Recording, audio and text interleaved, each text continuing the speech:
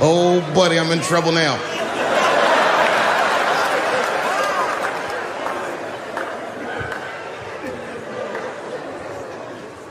Before I go, I want to share this story with you because it's important to this point. I want your community to know that one of the coolest people I ever met was a transgender woman. And this is not a man that I knew that became a woman. This woman was trans when I met her. Lived in San Francisco. Daphne Dworman is her name. I would do 18 shows in the Bay Area, sometimes in Oakland and Dirty Hood nightclub, and she would be there, a white trans woman, laughing loud and hard at everything I said, especially the trans jokes. It's very puzzling because she was obviously trans. And one night after one of the shows, I met her. And what it was, turns out, it was her dream to be a comedian. And I was her hero. It's very moving. I could not dislike somebody that felt that way about me. We became fast friends. And when I made that special Sticks and Stones, right as it was coming out, I happened to be in San Francisco and I wanted to do a show, but I needed an opening act. And I remembered that trans woman I had met. So I called her on the phone. And I called her myself. I said, "Hey, Daphne, this is Dave Chappelle." She couldn't believe it. And I go, "I'm in San Francisco." And then she started saying a bunch of wild stuff. I was like, "Relax now. I don't want any pussy." I was, I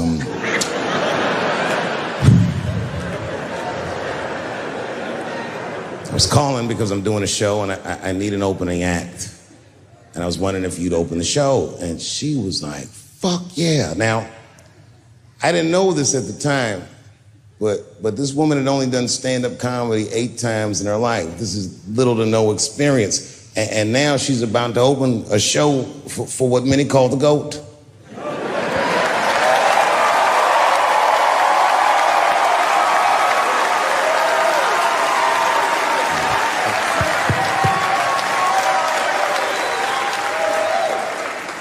She's an amateur in stature, but in practice, she was very professional. She showed up early, which is something I appreciate because I like people to be on time. She was dressed to the motherfucking nines. I mean, I'm transphobic, and even I was like, "You look nice."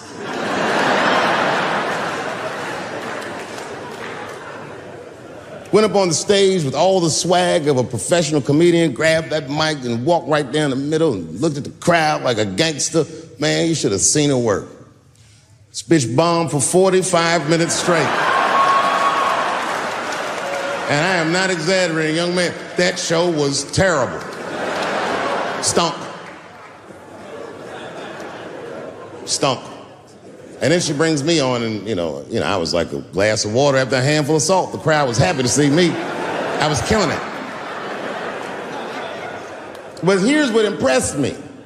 Any other comedian I've ever seen, if they had bombed as bad as she did, would have snuck out of the back of the theater and went home and cried or something. And she didn't do that. Not only did she not leave, she found a seat right up in front. You know, when a new comedian watches an experienced comedian in comedy, we call this taking class. And this bitch took my whole class. She sat up there and was laughing as hard as she always laughs, as if nothing bad had even happened to her. And I saw her show. Something bad happened to her.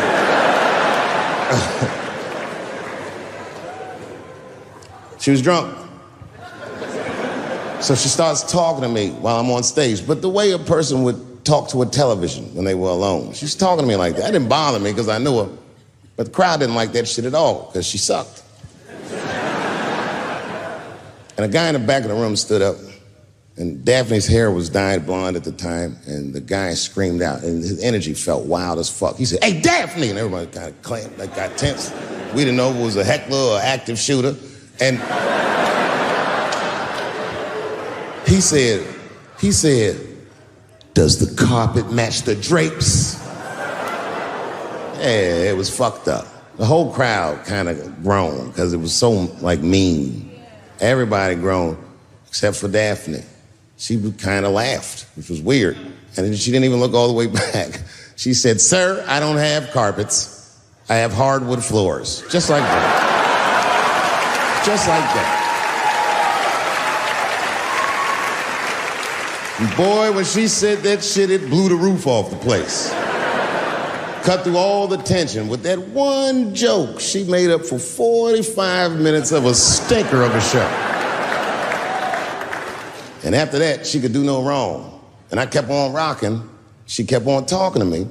And then the show became something cooler than a show. It became like a conversation between a black man and a white trans woman, and we started getting to the bottom shit. All them questions that you think about, that you'd be afraid to ask, I was just asking them, and she was answering them, and her answers were funny as shit. The crowd was falling out of their chairs. And at the end of the show, I go, oh, Daphne, I said, well, that was fun. I go, I love you to death, but I have no fucking idea what you're talking about.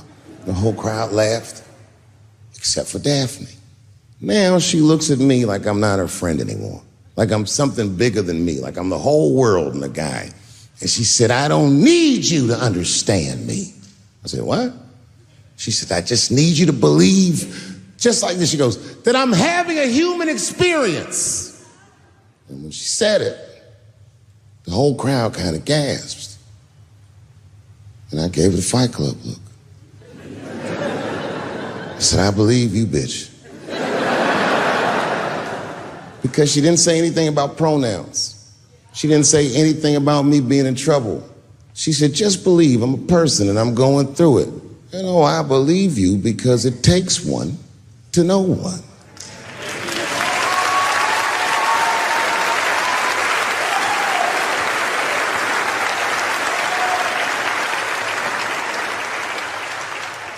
Then I told the crowd good night, and they start going crazy. And before the applause gets to its crescendo, I say, and don't forget my opening act, Daphne. And the crowd stood up, and I looked at her, and tears came out of her eyes. She couldn't believe it was happening. I couldn't believe it was happening because her show stunk. And it was a great night. I remember the late, great Paul Mooney was there, a bunch of fly-ass comedy niggas was there.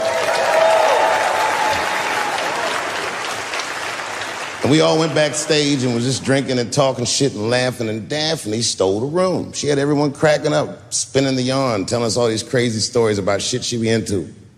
We all laughing real hard, and as she's telling us and everyone's laughing, I'm looking around, I'm like, oh my God, she is funny. I pulled her aside and I said, you're hilarious. I didn't know that when you were on stage. I said, you're doing some things wrong, but I can help you. I said, anytime I'm in San Francisco, why don't you open the show for me, and I'll just try to give you some pointers, see if you can't work this thing out. And she said, are you serious? I was like, yeah. And she grabbed me real tight, hugged me, squeezed me, and I pushed her all violently because I'm transphobic. I said, boundaries, bitch.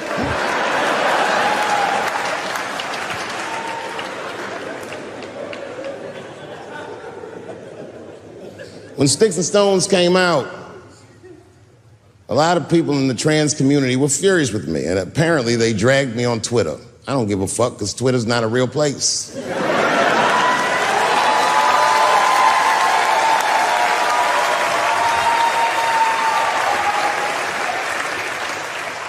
And the hardest thing for a person to do is go against their tribe if they disagree with their tribe. But Daphne did that for me. She wrote a tweet that was very beautiful, and what she said was, it was almost exactly what she said. She said, punching down on someone requires you to think less of them. And I know him, and he doesn't. He doesn't punch up, he doesn't punch down, he punches lines, and he's a master at his craft. That's what she said.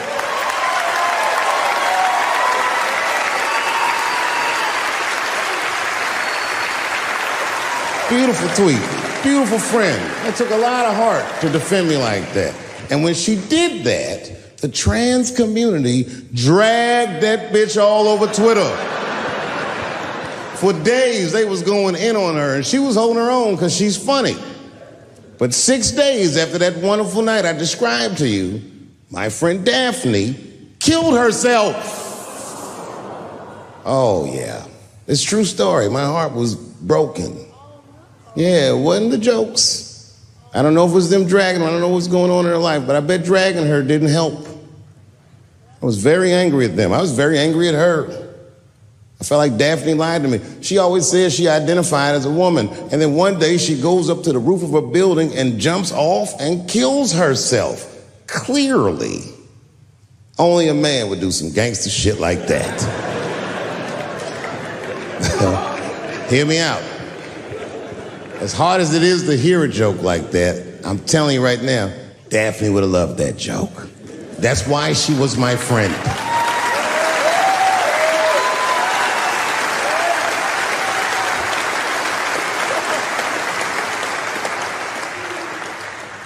I was reading her obituary, and I found out she was survived by a daughter.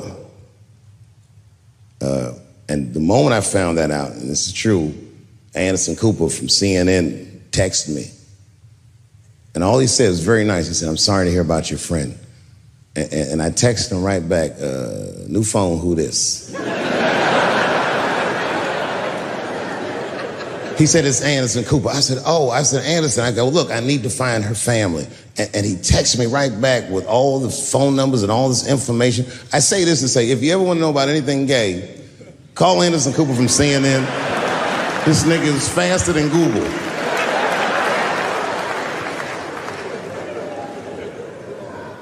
And what I did is I got in touch with her family and I started a trust fund for her daughter, because I know that's all she ever really cared about.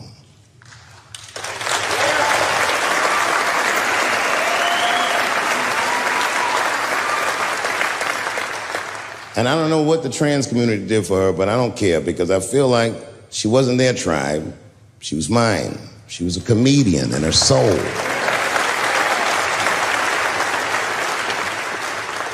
Her daughter is very young, but I hope to be alive when she turns 21, because I'm going to give her this money myself. And by then, I'll be ready to have the conversation that I'm not ready to have today. But I'll tell that little girl, "Young lady, I knew your father. And he was a wonderful woman."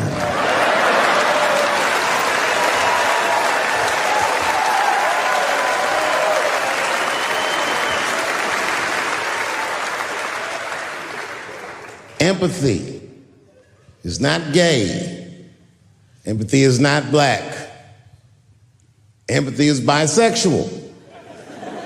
It must go both ways. It must go both ways. Remember, taking a man's livelihood is akin to killing him. I'm begging you, please do not abort the baby.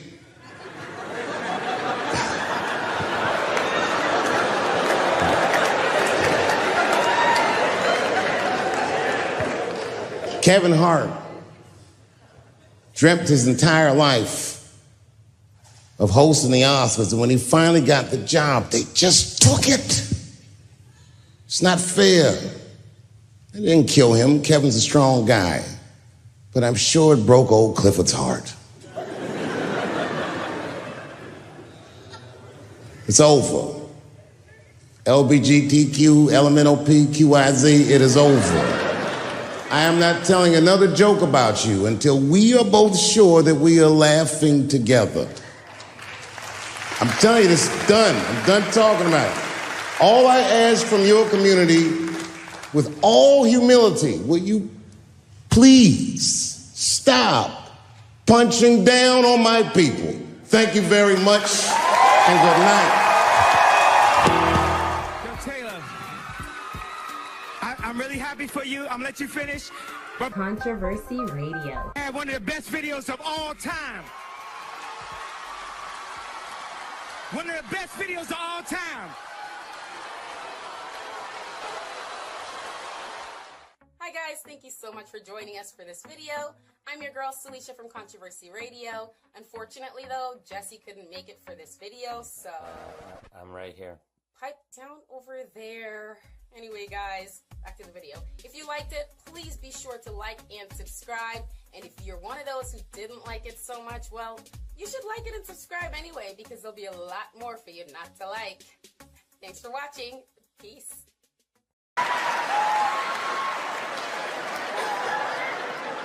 It's hard not to write these jokes. It's hard not to think about. Even when I watch sports, I'll be thinking about, think about, okay, say LeBron James changed his gender.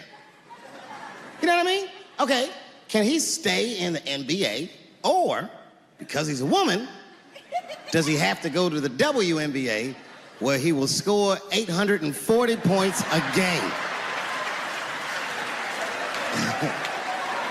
What does it actually mean to be equal? You know what I mean? Like, if women are actually equal to men, then there would be no WNBA, would there? You would just be good enough to play in the NBA with us. Or, here's another idea that's gonna be very controversial. You could shut the fuck up.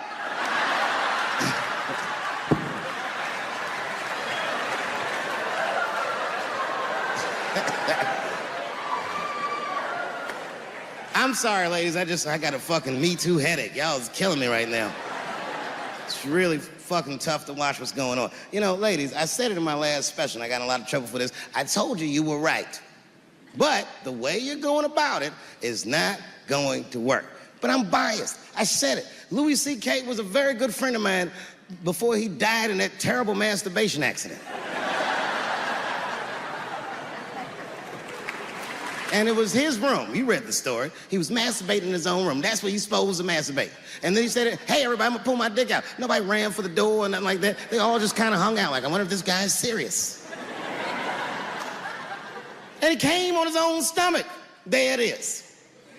What is the threat? Have any women ever seen a guy that just came on his own stomach? This is the least threatening motherfucker the earth has ever seen. All you see is shame in their face and cum dripping down like pancake butter.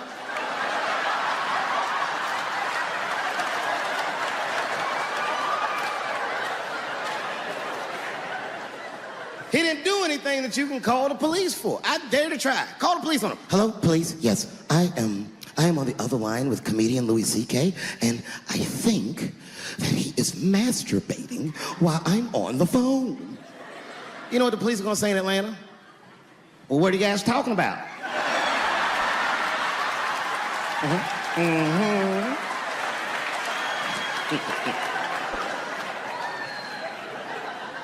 The only thing in our society that bothers me the most is the way that men and women don't get along no more. That's really what's bugging me about it. Men and women just don't get along. Like, I hear women say this all the time. I know a lot of you sisters be like, chivalry is dead. Don't you? Don't y'all feel that way? Like men aren't gentlemen anymore? That's right. Chivalry is dead, and women killed it.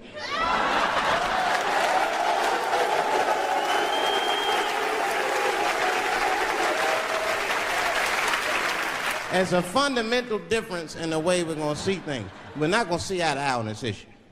We're just not. Our tests in life are different. A woman's test in life is material. A man's test in life is a woman.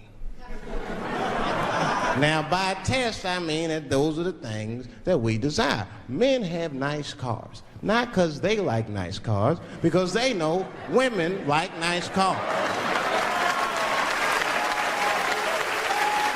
That's how it goes. Because men are hunters, and the car is the bait.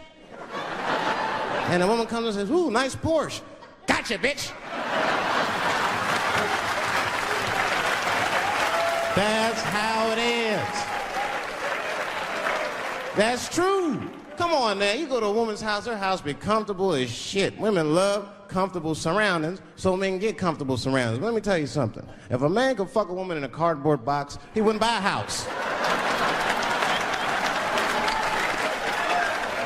But that's still not where chivalry got killed. Chivalry got killed by the feminist movement on the magazines that got women going crazy, because women got too much advice about men from other women. And they don't know what the fuck they're talking about.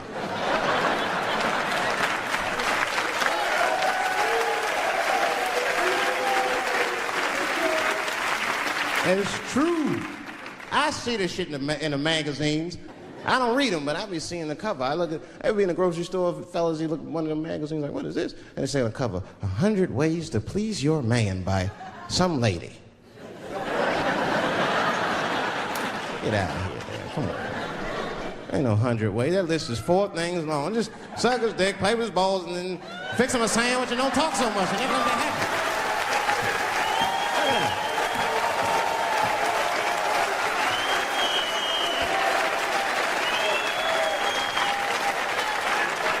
And then the magazines trick the women. The magazines start picking at your self-esteem. Every page you turn, you start feeling fatter and uglier, and you feel like your clothes aren't good enough. And the magazines have you forgetting how fucking beautiful you are. And that's what happens. Now look what happens. And then you forget how beautiful you are, and we all suffer. If pussy was a stock, it would be plummeting right now because you flooded the market with it. You're giving it away too easy. I'm just being truthful. I'm just talking. It would plummet. We'd be watching the news today. Pussy plummeted again on the NASDAQ. Gold is up 10 points.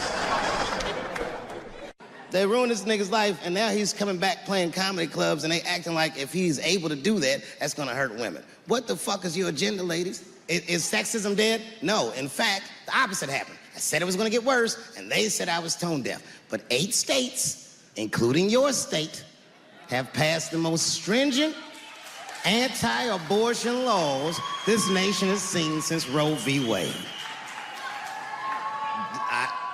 I told you. I told you.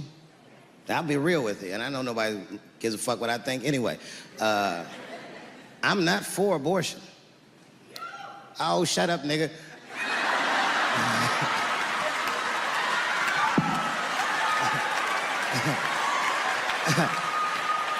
I'm not for it, but I'm not against it either. It all depends on who I get pregnant.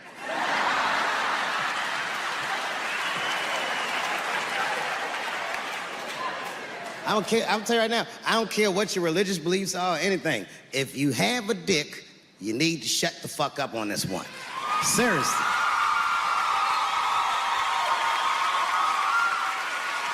This is theirs. The right to choose is their unequivocal right. Not only do I believe they have the right to choose, I believe that they shouldn't have to consult anybody, except for a physician, about how they exercise that right. Gentlemen, that is fair. And ladies, to be fair to us, I also believe if you decide to have the baby, a man should not have to pay.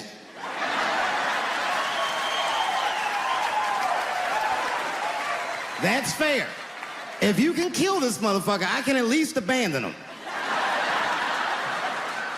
It's my money, my choice.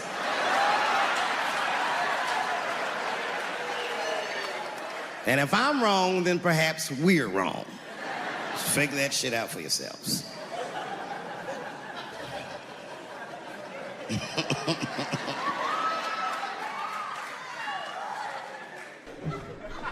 You can see it. You ever have this happen? This is how confusing it is. This is the practical application of what I'm talking about. Like a guy be out, this happens to a lot of guys, you be out at a club, bar, right? You're kicking with your boys, and a girl walks by, and man, she looks good. She looks good. Not good in that classical way. I mean, you know, I'm talking good like she got half her ass hanging out her skirt. Her titties are all mashed together, popping out the top of her turtleneck and shit.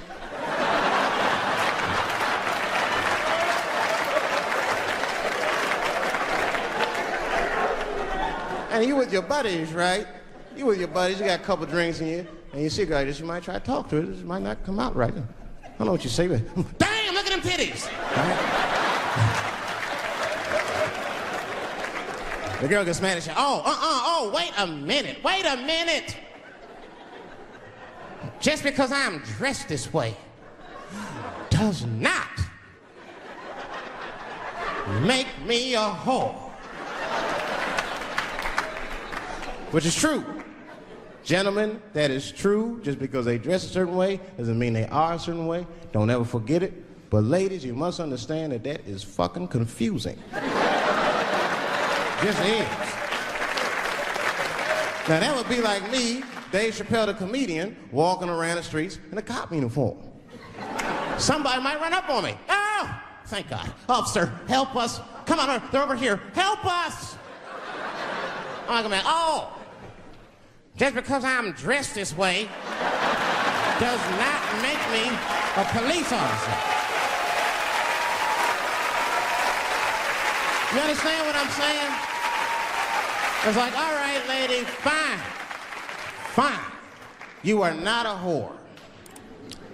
But you are wearing a whore's uniform. I'll tell you that shit right now. Can't deal in relationships anymore. I broke up with my girl. I'm out of Shawshank. I'm free. I don't want to go back. Couldn't even argue with her. You should be able to argue. If you have an issue in a relationship, you should be able to argue that issue out, right? But see, ladies, you got to stick to the fucking issue. You guys take arguments everywhere just to win them.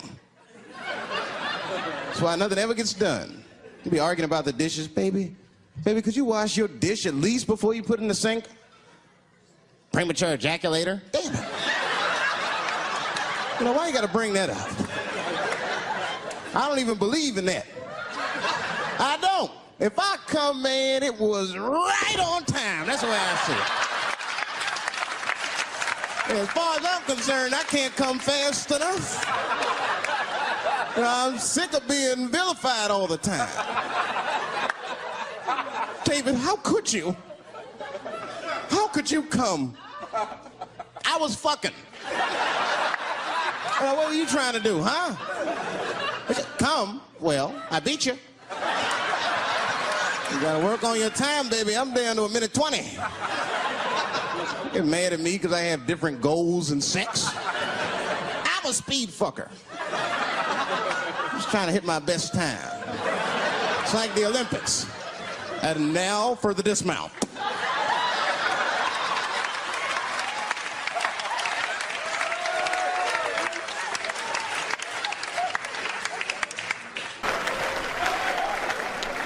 Little misunderstandings can happen. And then men, we misunderstand women a lot. You know, we always undermine their feelings. You can't do that to them. You can't, because, see, feelings are, you see how they're clapping? Feelings are very important to women. They are all important. I'm just learning this shit. Everything's based on how they feel. You can hear when they tell stories. You ever hear a man tell a story, it'd be just facts. Who, what, when, where, why. It was me and Bob, we was at Safeway. Then that nigga Bob said this, then I punched that nigga, and then I broke out. That's the story.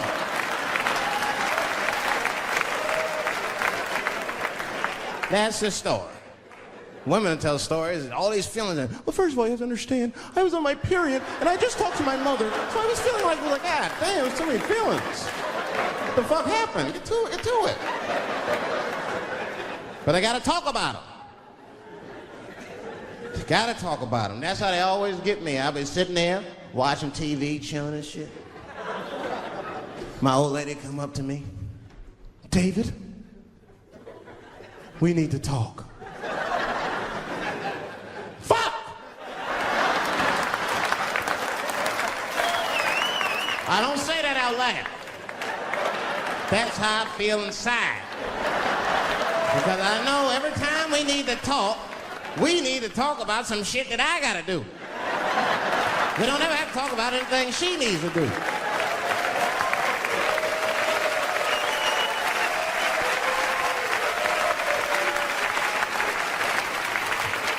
She leaves me defenseless.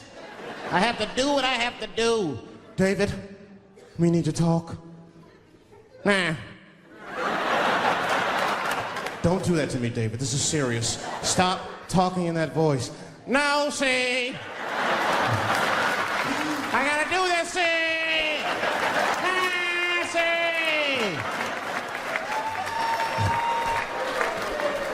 see. It wasn't all bad.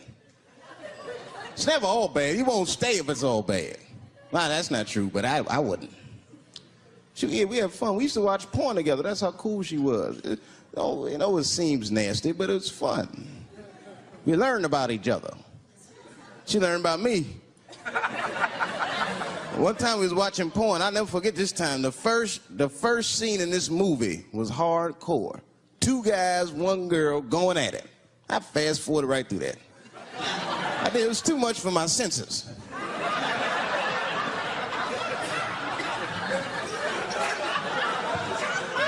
The scene after that was these 2 girls and this guy. And you know, I stopped for a minute. I had to see what this was all about. And she noticed. She said, what is that? Now, why does that disgust you? 2 men and 1 woman. The men aren't touching each other, but the women are. The 2 women, those men touch each other. The 2 men don't touch each other. Why is that nasty to men? And I'll tell you why. Hey, ladies, you can call me crazy, but I think every straight man has a rule. That would be the 1 penis per fantasy rule. My dick is the star of my fantasy. Nobody else's dick is guest starring in my shit. This is a Dave Chappelle joint. Caitlyn Jenner, whom I've met, wonderful person, Caitlyn Jenner was voted Woman of the Year. Her first year as a woman. Ain't that something?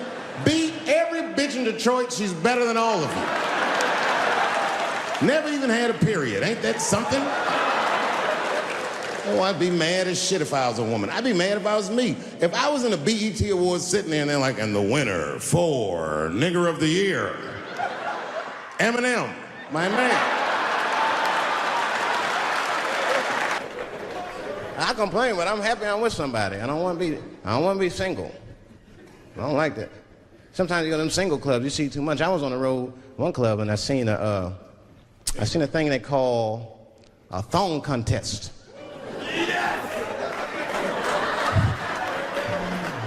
Yeah, I seen a thong contest. Yeah, it's some scandalous shit, all right. I couldn't get over that, man. Because the DJ, you know, I was dancing with a girl, and the DJ said, everybody that wants to be in the thong contest, please report to the DJ booth. The girl was like, excuse me. They put on that song, so, let me see some thong, thong, thong, thong, thong, thong. Them girls was going off.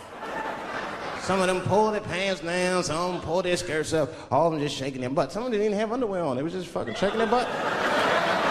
I mean, really, I was fucking disgusted. But I couldn't turn away.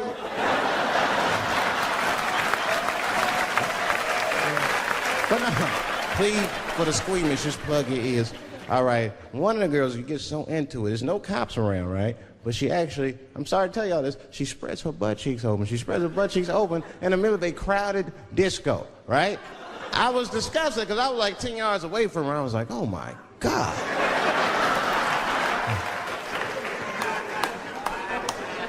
Is that her birth canal? Oh, it gets worse. Oh, good God Almighty, is that a baby? I know that's gross, it's gross, because it was a baby. It was the same baby from the project. She's like, I snuck in the club, nigga. I got that weed if you need me. Just pat on the ass, and I'll come out. I Googled the dictionary definition of a feminist just to make sure I was talking about the right thing. And do you know, sir, what the dictionary definition of a feminist is? I didn't either. Listen to this.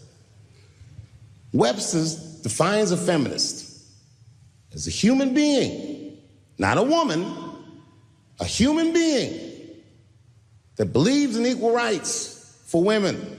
I was shocked that that's what that meant. Because by that definition, I would consider myself a feminist. And I didn't even know that at the time.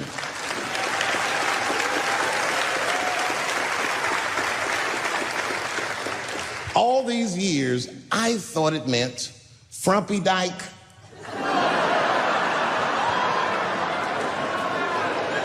Well, that's who's always talking, to be some chick in overalls. Men are trying to rape us. Ah, not you, bitch, we please.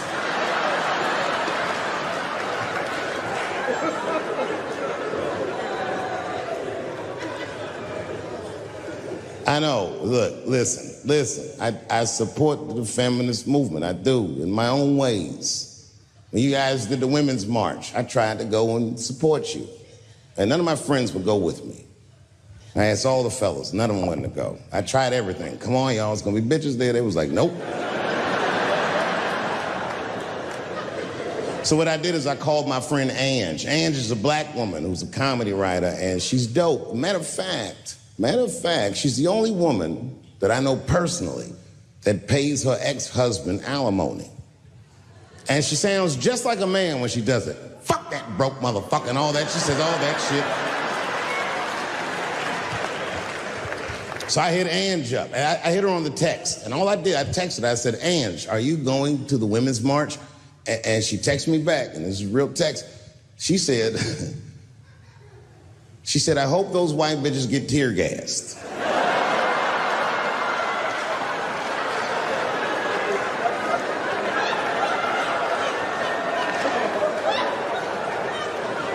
There's a problem in that feminist movement, isn't there? From its inception in America, there's always been a racial component. When Susan B. Anthony was having that meeting and Sojourner Truth's black ass showed up, read your history books. All them white women asked Sojourner Truth not to speak. They didn't want to conflate the issues of women's rights and slavery. But you know how black bitches are. Sojourner Truth went up there anyway.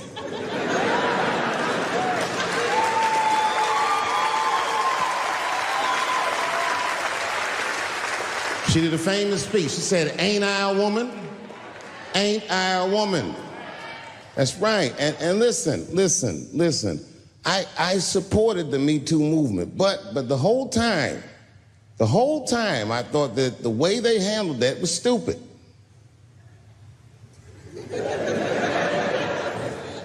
It was white. It was like, they were doing shit like going to the Golden Globes, and all of them would be like, let's all go to the Golden Globes and wear black dresses to give these men a piece of our minds. Bitch, that is not gonna work. You think Martin Luther King's gonna be like, I want everybody to keep riding the bus, but wear matching outfits? You gotta get off the bus and walk. It's real talk. Real talk, that was a silly movement. I want everybody to wear a crocheted pussy hat so they know we're serious. What the fuck was y'all doing? And then I said something about it in one of my specials, and all these women actresses came after me. I said, man, fuck y'all too, you canceled. I ain't jerking off to none of your pictures again.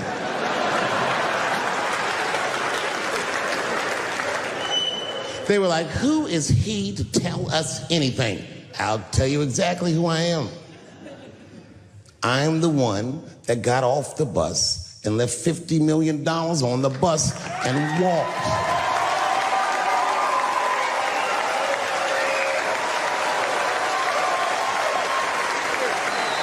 I agreed with these women. I just didn't agree with what they were doing about it. Right. No, it was annoying as fuck.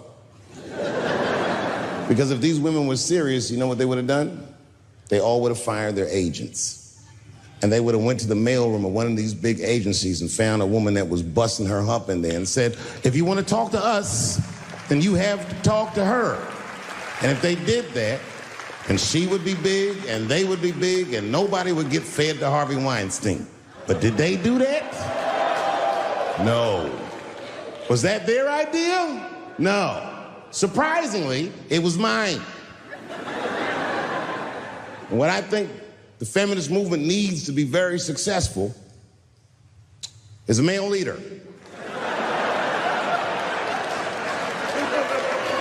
I'll do it. I will. I will lead you women to the promised land. I will make sure you get equal pay for equal work. I will make sure that nobody harasses you or fucks with you on the job. I will protect all of your interests. And all that I ask for in return is that you suck my dick. And now we're right back to square one, aren't we?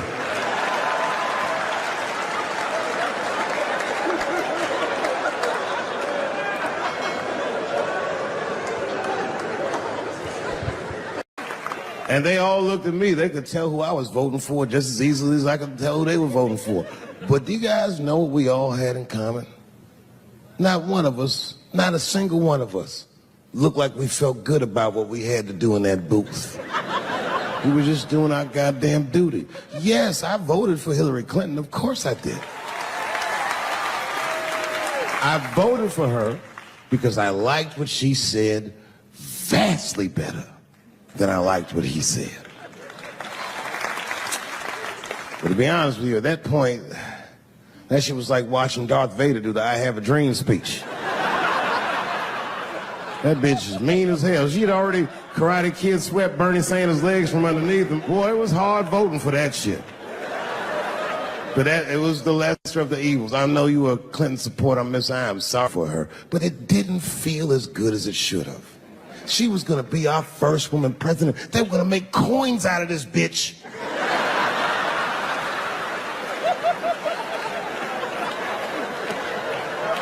And somehow she just missed the dunk.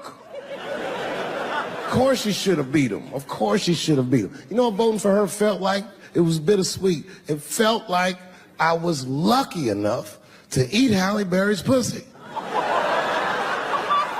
And whilst I was doing so, she fucking farted in my face, man.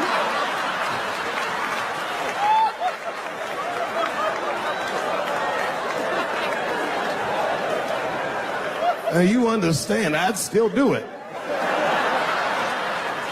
But boy, I wish she didn't fart in this great nation's face. I voted that day, and then that same day I flew to New York City. I had work. That night I was in a comedy club in New York, and I said to an audience almost exactly what I just said to you. And I didn't know that there was a journalist in the room. And this journalist wrote an article. The headline of the article said, Dave Chappelle is an avid. Yeah, I had no idea the paper said that. And you know how I found out? My wife called me from Ohio the next morning in a goddamn panic. David, what the fuck is going on in New York? I said, I'm being good, but what have you heard?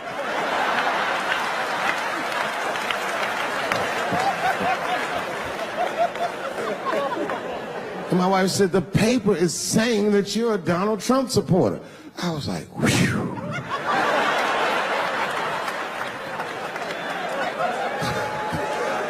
I said, don't worry about that shit, baby.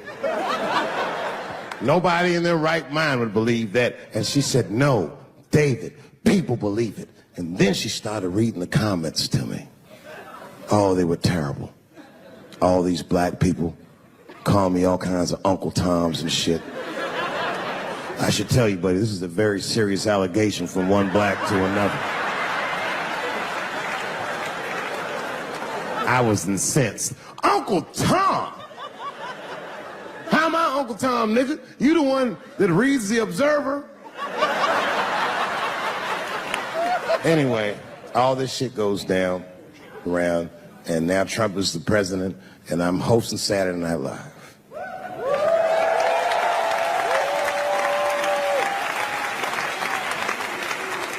And I didn't really prepare my monologue. I just kind of winged it.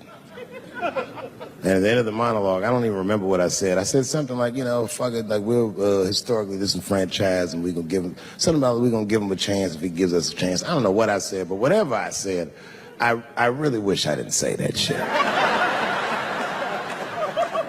It was not worth the trouble. Now I walk into the barber shop, and all them black people just be looking at me like, yo, Dave, what's up with your boy? Yo, nigga, yo! Not my boy. Because I don't care if you're a Republican or Democrat, if you support him or not, any objective person is going to have to admit that this motherfucker is having a terrible go of it. It really is. We've had presidents before that have done bad jobs, but this shit is worse than a bad job. It's scary to watch. Holy shit, it's like seeing a crack pipe in your Uber driver's passengers. the fuck is wrong with this guy? Yo, he is lunching, nigga. I watched Donald Trump in a press conference, and this motherfucker had all the media gathered, and this nigga literally asked the media to their face to stop finding shit out. I was like, yo, this motherfucker is bugging. And then, I'm not even making this up, his lips started sweating. His lips. Have you ever seen a motherfucker's lips sweat? What the fuck is wrong with this nigga's lips? It's like if you're on a plane, right? You ever been on a plane? I get scared to fly. I do it all the time. I be scared on there. And sometimes the plane will hit turbulence. And then I get nervous. But I always look at the flight attendant, and she looks calm, and it makes me feel calm.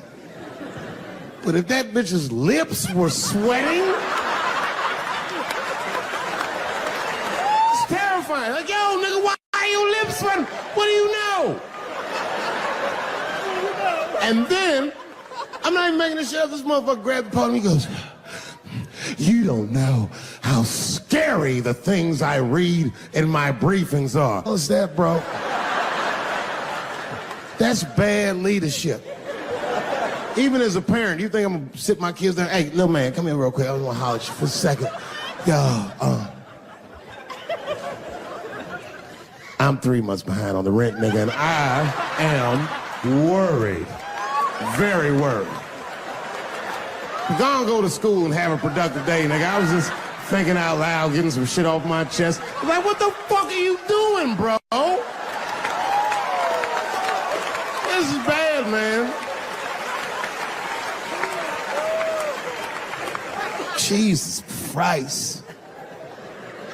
All this motherfucker's ideas sound like high people ideas. Like, he doesn't think these things through before he tells us. He just tells us what he's thinking as soon as it occurs to him. This shit sounds nuts. I'm gonna go to China, and I'm gonna get those jobs from China and bring them back here to America.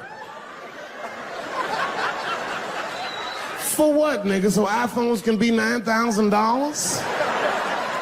Leave that job in China where it belongs. None of us want to work that hard. What the fuck is he thinking? Because I don't want to make them shits. What the fuck are you doing? Stop trying to give us Chinese jobs. I am going to bring back coal. Coal? I'm not even exaggerating. I have never in my life even seen a fucking lump of coal. I honestly don't even know what coal is for. If you're gonna have motherfuckers digging around in the dirt looking for shit, find me some truffles, nigga. That's what I'm about. And these truffle prices are getting out of control. If it gets any worse, I'm gonna be back down to regular butter like everybody else. Terrible, terrible job. This motherfucker hit North Korea with rap battle threats. Fire and fury, like, yo! Yo, what are you doing?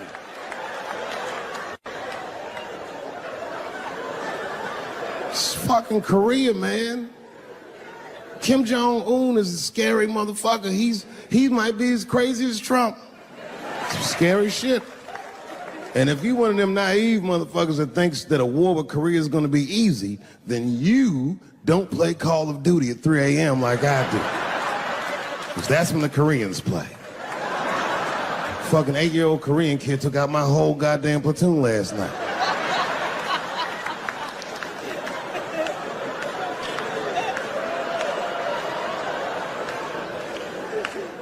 I've never seen somebody in an office so high with the most just basic fucking solutions. Like, you know, we should not let any more Muslims in the country till we can figure out what's going on. Did he just say, figure out what's going on?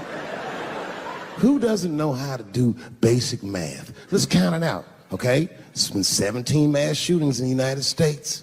4 of them were done by Muslims. None of those 4 Muslims were from any of the 7 countries in your stupid ass original band.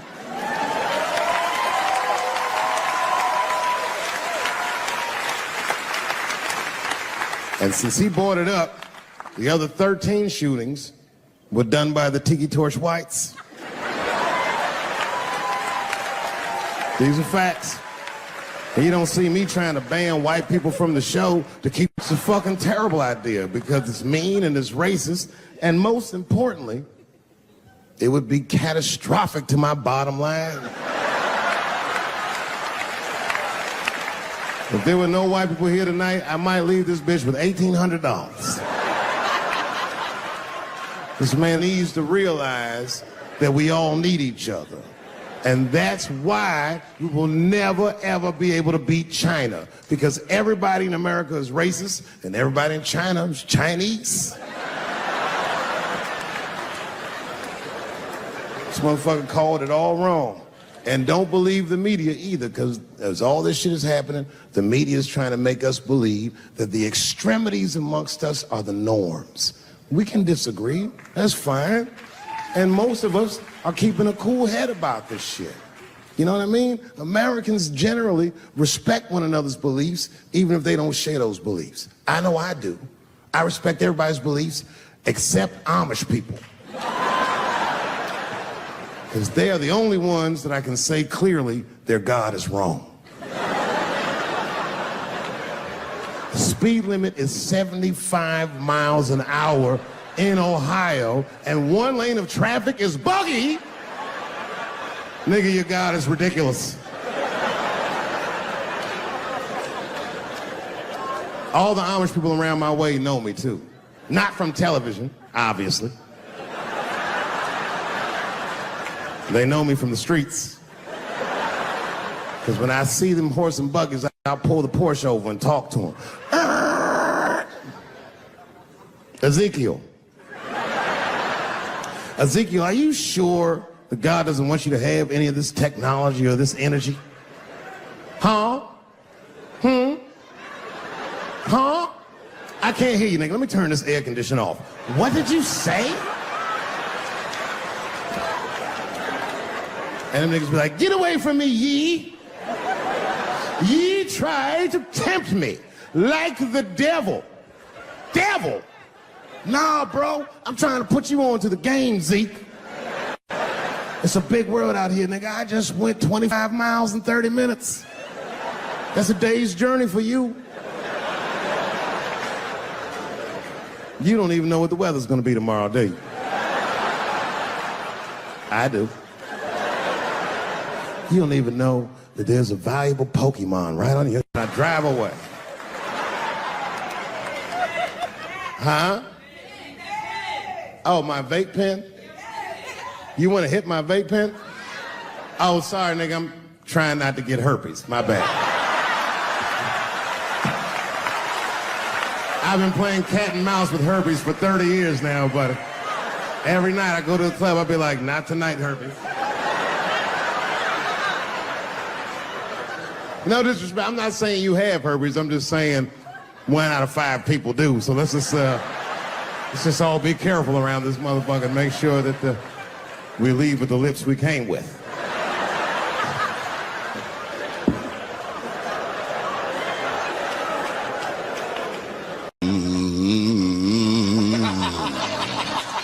You know, that's just my grandmother used to sing that when she cleaning up. That's real spiritual. Black work song. Not everybody know about that. I know. See, white people, you guys might whistle when you work. You dig? But that's how you can tell what kind of work we're actually doing.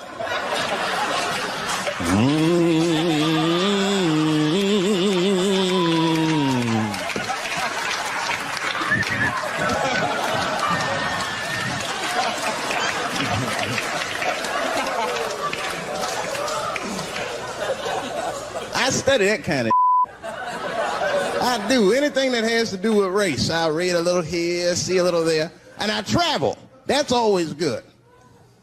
Traveling has made me a racism connoisseur, if you will. You know, it's different from region to region. Anyone ever been down south? So you guys know what I'm talking about. And the racism down there is just, it's perfect. It's due to a perfection. It's comfortable, it's out in the open. There are no secrets in Mississippi. Everybody knows the deal. Morning, nigga. Morning, sir.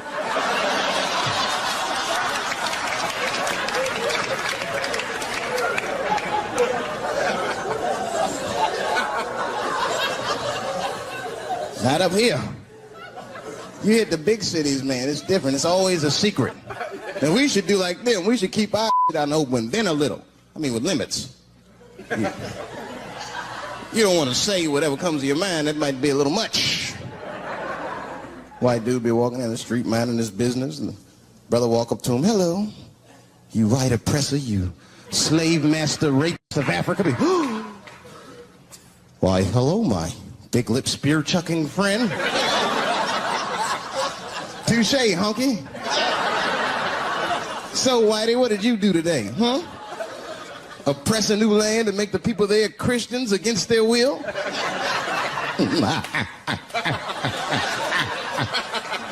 What did you do, fella? Burn those big black lips on a crack pipe as you miss your job interview? Easy, Whitey, you're cutting deep. Oh, this chit-chat has got me thirsty. If you will excuse me for a moment, I'm going to go to the Korean store and get something to drink. Chilling. Hello. You slanted-eyed, ruining the economy in our neighborhood by opening stores and taking the money out the community. Chink. Wow. Good afternoon, you browse around but never buy anything suspicious looking.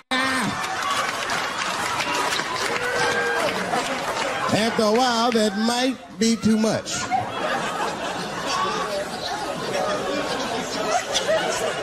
But you can't help it. If you're an American, you're a racist. We brought up from the beginning to think in generalizations. We never look at the individual. We rarely look at the individual. I'm a racist.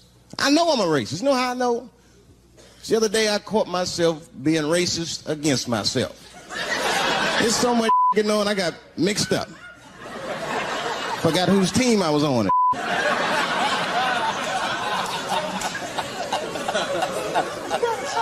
One time I was reading the paper, man, this story came on about this guy was suing a department store because they wouldn't let him play Santa Claus, you know, because he's black. And I was actually like relieved when the department store beat him. That's bad. But I wasn't ready for that. I wasn't ready for the idea of a black Santa Claus, man. That would suck. So we wouldn't get our presents to the 28th, 29th. Sorry I'm late, kids. Santa got caught up with some in Vegas. I had to sell some toys to get back, shit. Where them cookies at? I heard that when Martin Luther King stood on the steps of the Lincoln Memorial and said he had a dream, he was speaking into a PA system that Bill Cosby paid for. Do you understand what I'm saying? The point is this. He rapes, but he saves. And he saves more than he rapes, but he probably does rape. Thank you very much. Good night. Fuck, I need an alibi. I can't be no celebrity. This shit is just the worst. I'm seeing it. I see why stars are crazy, man. These motherfuckers. I went to Disney World with my kids, which is a big deal for me. I don't get to see my kids so much. I do Chappelle show 20 hours a day, sleep for like half an hour, raise my kids for 10, 20 minutes, and I go back to work. Now, this particular day, I got to hook up with the kids. We went to Disney World. Everybody at the park, fucking everybody. Hey, I'm Rick James, bitch. Hey, I'm Rick James, bitch. It's like, hey, man, hey. You mind not calling me a bitch in front of my kids? time out, motherfucker. We take a day off. Even Mickey Mouse did it. I said, this is the most unprofessional shit I have ever seen in my life. Rick James, bitch. Oh, I was fed up. I caught that motherfucker with an uppercut. Bop! Knocked his head clean off. Everybody was screaming. Oh my God, oh my God. Mickey Mouse is Mexican. But everybody's getting along. I see that shit. I see it all around. Blacks and whites don't fight so much. You know who don't have no beef with anybody is Asian people. I see how y'all be doing. Y'all just lay in the cut. Only people Asian people beef with is other Asian people. Like if you call a Korean guy Chinese, I've done this. They will flip out. Hey! What make you think I'm Chinese? I am Korean. I look Chinese. Yes, motherfucker, you do look Chinese. That's why I said it. It's an accident. Nigga, to the untrained eye, you all look Chinese to me. It's a mistake. I'm not trying to offend you. Some people say all black people look alike. We don't get bent out of shape. We normally just call those people police, okay? Just learn to live with it. I am not saying that to say that trans women aren't women. I am just saying that those pussies that they got, you know what I mean? I'm not saying it's not pussy, but that's like beyond pussy or impossible pussy. You know what I mean? It tastes like pussy, but that's not quite what it is it? It's not blood, that's beet juice.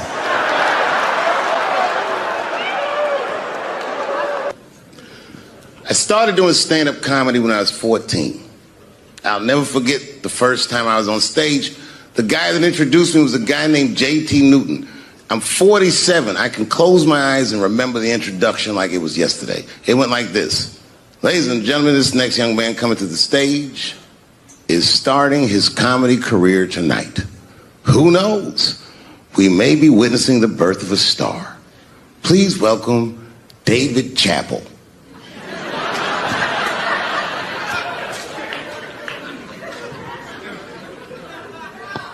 From the first time that I ever held a microphone, I was sure this was it. I knew I was home. I knew I had found my thing. And my God, man, I was a child. I got good. Matter of fact, I was good from the moment I started. And I'm not saying this to be a braggart. I'm telling you the truth. These old niggas was in awe of me. How is this little boy so poised? They used to say. I was. I mean, you know, I got better, but it started out good. About a year into it, when I was 15 years old, I had written a joke during the AIDS epidemic about having a Goodyear condom. Something, I don't even remember the joke. Something about an industrial strength condom by Goodyear. I just remember all the comedians really liked that joke. And there was an older comedian. And he came to me one night after the show, after he saw the joke, and he said, listen, I got an audition at another comedy club, and I was wondering, do you mind if I do that joke? I just want to borrow it. Now, I'm a kid. I don't know any better. I'm like, borrow it? Well, I guess, sure, if it'll help your career. I let him do the joke. And then weeks later, I was waiting to go on at a comedy club, and he went on before me, and he did the joke. And after the show, I pulled him aside and I said, hey, man, I don't mind you borrowing my jokes, but you gotta give them back. He said, oh, I forgot to ask you. He goes, let me buy that joke from you for $50. And I said, man, I'd do it, but I'm just starting out. I need all the material I can get. The idea being that the more material I can accumulate, the faster I'll be able to make money for my work. I said, I can't do it. I want my joke back.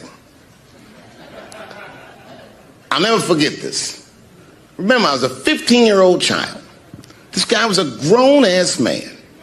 He stood up over me so I could see how big he was. And he said to me, really? I can just take it. And he did. I got scared because I was a child. But I never forgot that. I never forgot that. I was 15 years old. I'm 47 now. I think about this guy all the time. When I look at my own kids and I see how young and innocent they are, I can't believe someone did that to me. And I don't think about it every day because that was the worst thing that happened to me. I think about it every day because that was the first time that someone ever did that to me. But in my career, it has happened many, many times since, when someone would intimidate me or scare me and take something that I believe was mine. I'll tell you another story. Now I'm 18 years old. I'm living in New York City, and I just finished my first road tour, which was a very difficult tour. I'll spare you the details. Now I'm back in New York, but my rent is paid, thank God. And I have $60 to my name, and a woman that I had met in Pittsburgh, a bad Dominican bitch,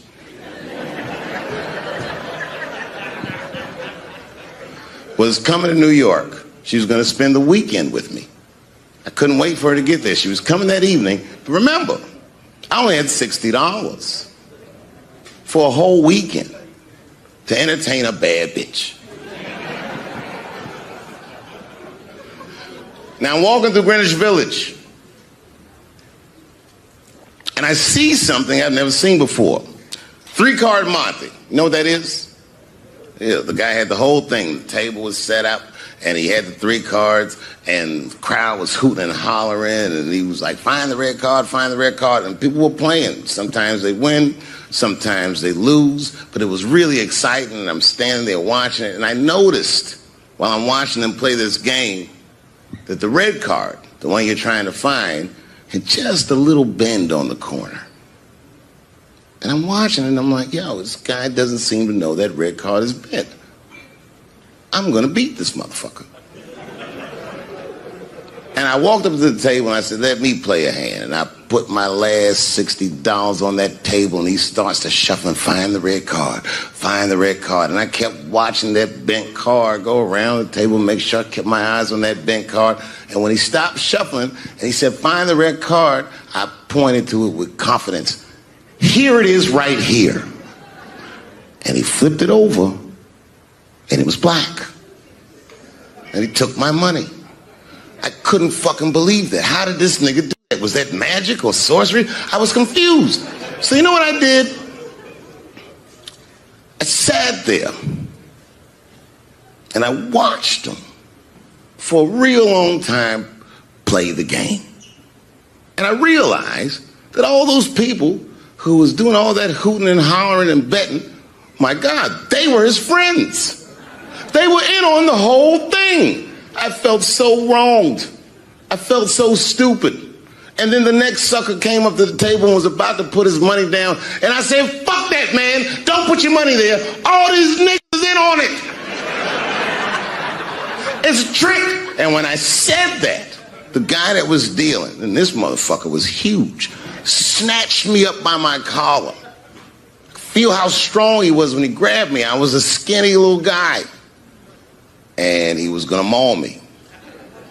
And the only reason he didn't, I'm sure, is because he saw the fear in my face. And that fear, he looked at me. I saw his eyes go from hard to soft. He softened. Then he looked at me like the way a father would look at a child. And he said to me, young man, don't ever come between a man and his meal. I never forgot that either. Most have to run the streets for years to learn a lesson that profound. It took me 2 seconds. Never get between somebody and their paper. Taking a man's livelihood away from him is akin to killing him. Look, it was way more intense than what you guys might have read. I don't know what you read, but the kid, while we was beating on him, reached in his waistband, pulled out a .22 caliber pistol. That shit was mayhem. Everybody started screaming, oh my God, he's got a gun. He's got a gun. And then I got scared. I was in the back, but I was scared. Because I knew that everybody that was with me was armed. Yes, if they had shot and killed this kid on stage at the Hollywood Bowl, like I pay you to do, Travis.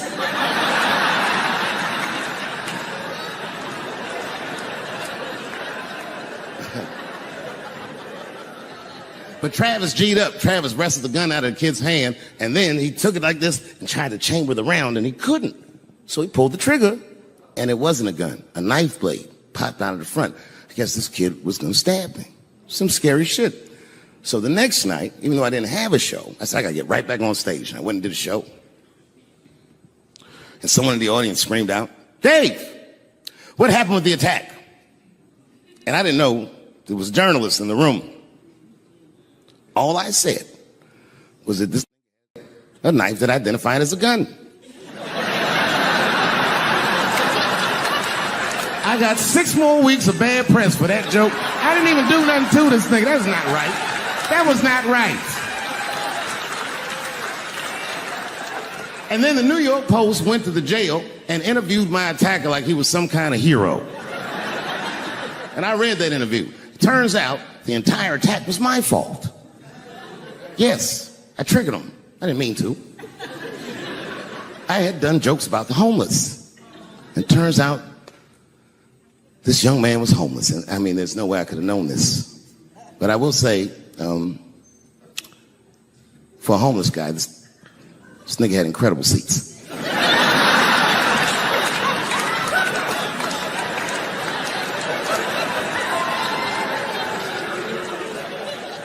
Oh, and they said I triggered him because I had done LBGTQ jokes, and it turns out this fellow was a bee.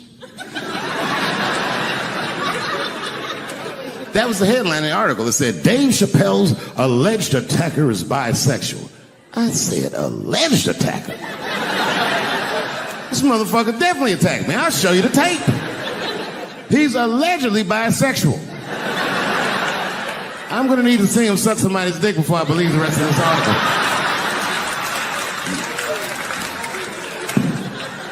I read that shit in the paper. I was horrified. I was like, oh, bisexual? I could have been.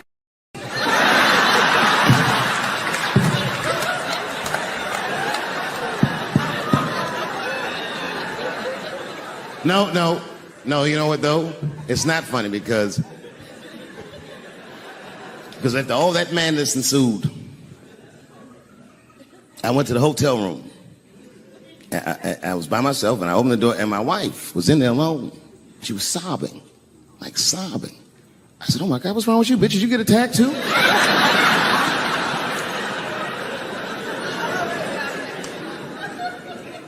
And she's crying. She said, oh my God, David. She said, if you had died tonight, me and the kids would have nothing.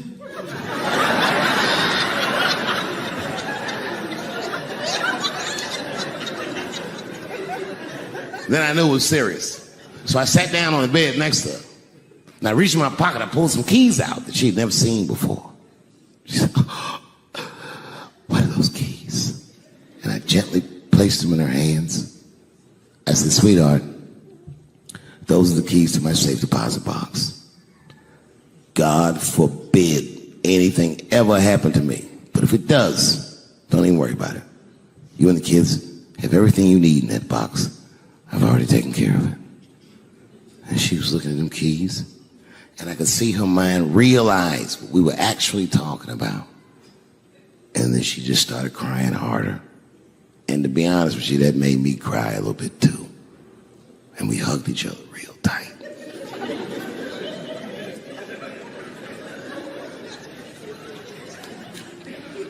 Do you know this bitch looked in the box while I'm alive and well? Who does that? Oh my God. And then she was mad at me. She said, God damn it, David, I opened that box. I said, you did? She said, yes, I did. And there was nothing in there.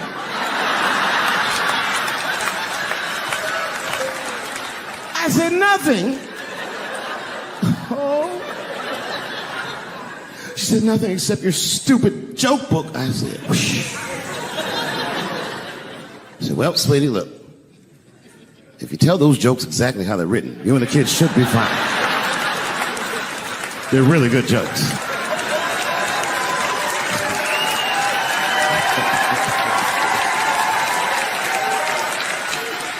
She's like, good jokes? What is this shit? Come join me in my watery grave. No, you gotta roll your throat. Join me in my watery grave. Is anybody in here gay? Get her! No, just kidding. I'm totally joking. This is New York. Are you gay for real? Yeah. Okay, so you know the gay marriage is illegal, right? Why do you think that that's illegal? People suck. I don't know. I don't have a good answer for that. Do you even care about marriage? Yeah, I want to get married. Go ahead. It's really To a girl or a guy? girl. Just checking.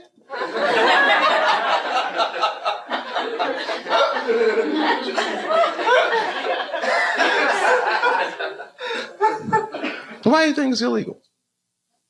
People are scared of change. Do you think so? Morality. Who said morality? Do you think so? I don't. Whose morality? Who said big business?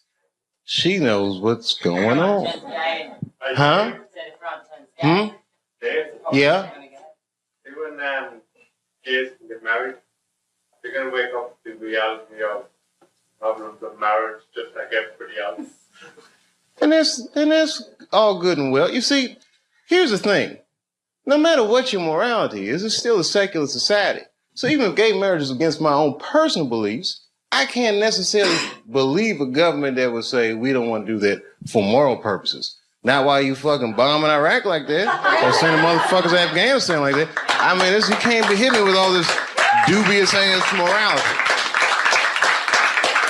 They say morality because that's what their constituents need to hear. And because they think that's what their constituents want to hear. But honestly, Bill Clinton said 90% of the shit that people talk about has nothing to do with what the actual job of the president is about. You think the president be sitting around, what time is it, 10 o'clock? Oh, we got that gay meeting. Hey, guys, what are we going to do about that? I mean, they don't give a fuck about it. No, who actually is going to give a fuck? Big business. And I have a whole belief system out there that you just don't want to know about.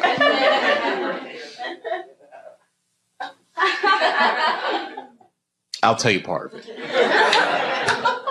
All right, it's a tiered, listen, marriage laws are fucked up in America.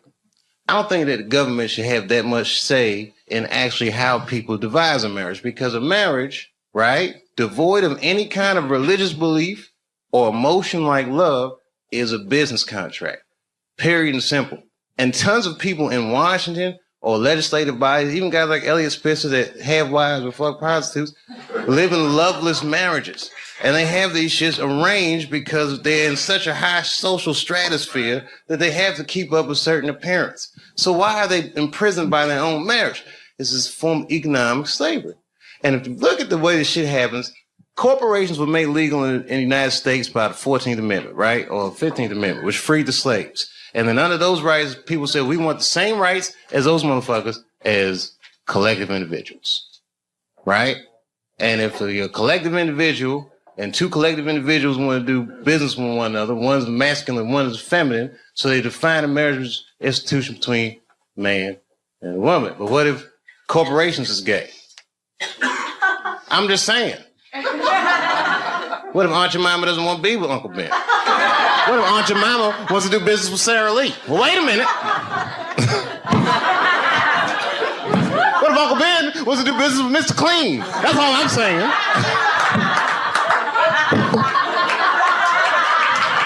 Guys, wait a minute. That's a little gay.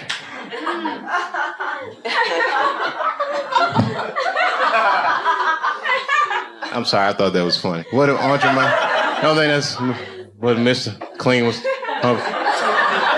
Uncle Ben want to do. Maybe I should have picked different companies. I put myself in a bad position. I'm just joking around. You're like, we don't want to hear this shit. It's just a conspiracy theory. I believe in aliens too, bitch. How about that? They're coming.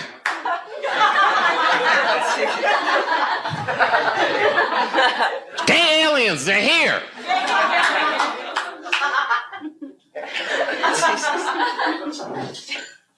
All that shit, fake. World Trade Center, fake. You want to know who blew that shit up for real? I ain't gonna say that. You know, it's my own personal thing. I don't even want to say that shit. Yeah. You know who I think blew up the World Trade Center? Ashton Kutcher. America, you have been pumped.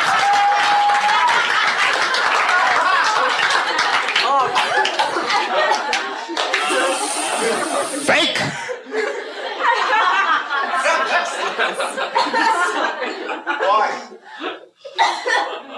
Why did he blow up the World Trade Center? I don't want to sound like a cynic.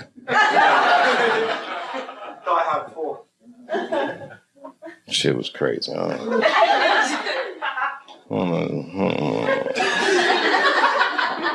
don't know the truth, but I know who does.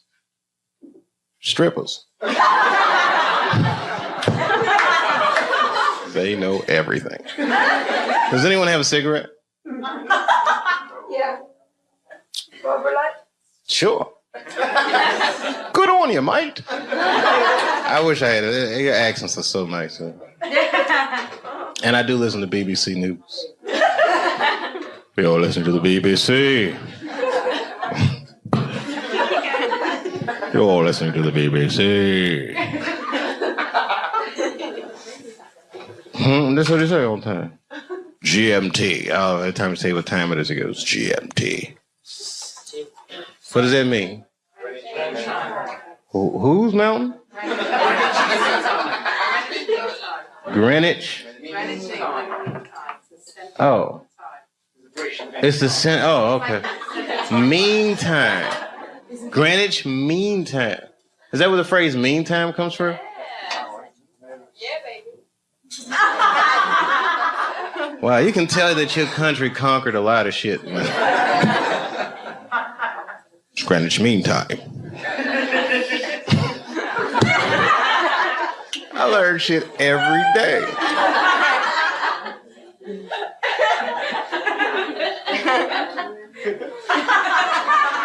It's Greenwich Mean Time. Have you ever heard that before? Yeah, bro, you ever heard that before? Yeah, I've heard it. Oh, you're from Ireland, though. Like, hang on down the middle of London, very much. Greenwich Mean Time? What's so mean about it? It's a timeline. It's a time. Oh, okay. Like it's 0 degrees.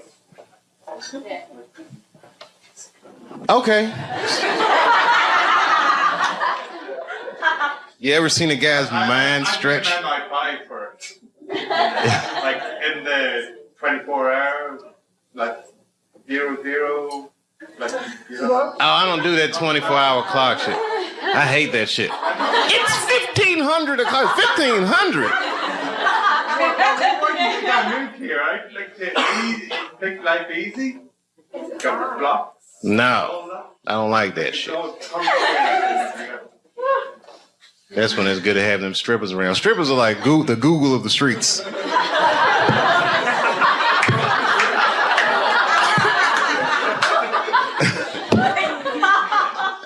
Never seen somebody answer so many questions without a crystal ball.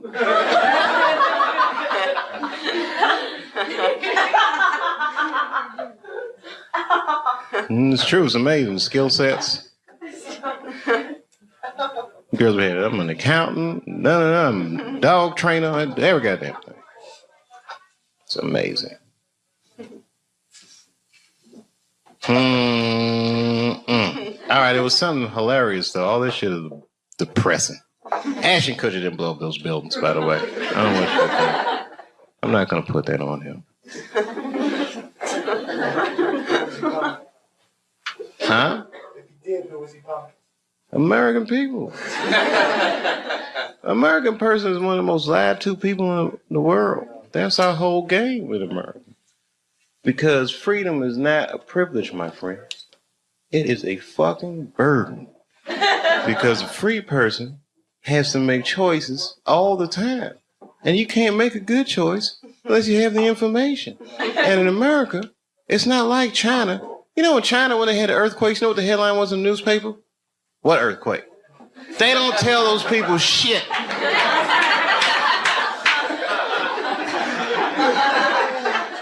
In America, they'll tell you every goddamn thing. And then they don't prioritize the information. You gotta figure all that shit out for yourself. That's right. The war will be breaking out and you'll be like, did Michael Jackson fuck them kids?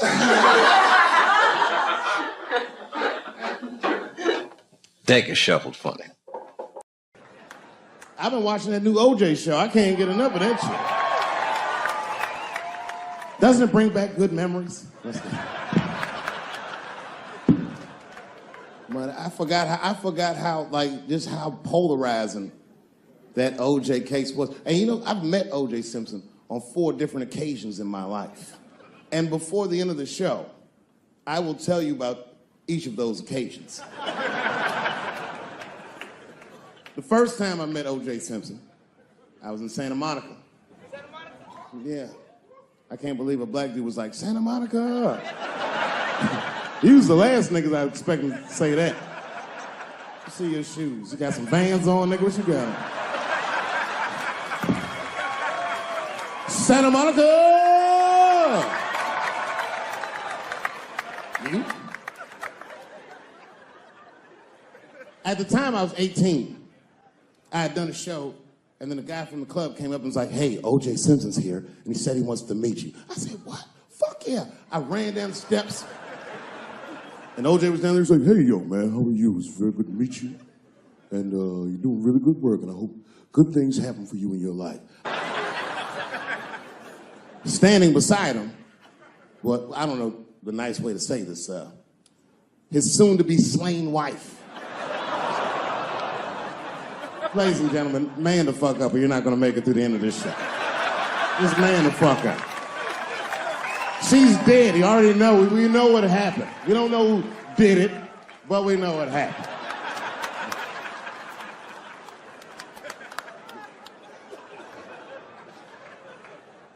I should tell you that woman was very nice to me.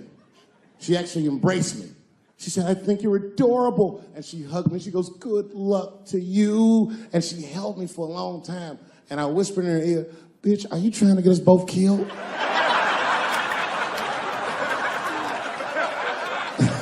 I was kidding. I didn't say that. But that was the first time in a nutshell.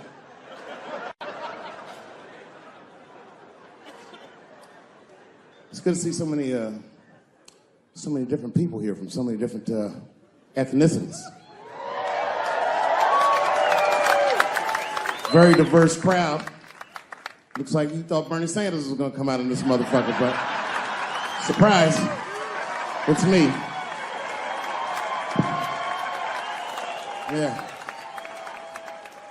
Yeah, no, you know, I'm happy really to see black people come. You know, a lot of black people don't fuck with me like they used to.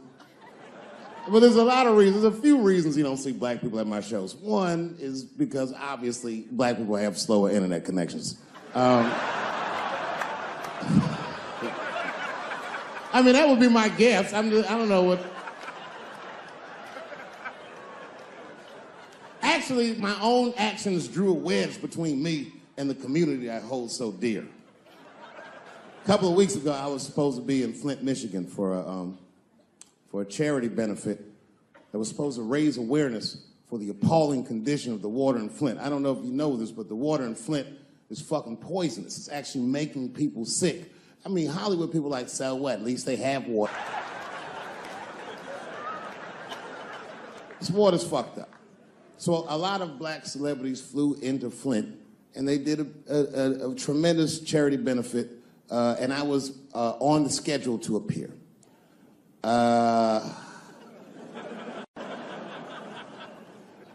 So the reason a lot of people haven't heard about this benefit, it was the same day as the Oscars. Right, I know. So I was on my way to the airport to go to Flint And then Chris Rock calls me and is like, hey, Dave, I got a ticket for you for the Oscars. Can you make it? And I was like, sure, nigga, I'm on my way to the airport right now. Oh, come on, man. What am I going to do about that water? What am I, a fucking superhero? I need to have fun. I need to live, too. I didn't fuck that water up. Stevie Wonder was there. They didn't need me. I'm sorry, everybody. I've never been to the Oscars. You've seen the movies I make.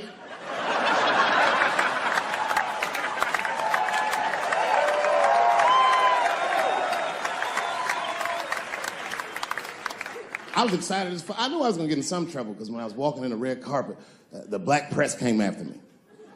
Excuse me, brother. When you hear somebody call you brother too much, something terrible's about to happen. Excuse me, brother. And then I looked back and the motherfucker had a tuxedo with the kente cloth tie. I said, uh-oh. He said, I just want to ask you a couple questions. I said, what publication are you with? Bongo, what the fuck? Who the fuck reads this? He said, listen, brother, I just want to ask you a quick question. You understand that this year, this is a boycott for the Oscars, so I'm just wondering what made you, of all people, cross the motherfucking picket line and be here tonight. I said, boycott? Nigga, I haven't been working in 10 years. What do you mean boycott? I've been on strike. Y'all niggas didn't stop working. I had to watch fucking Key and Peele do my show every night.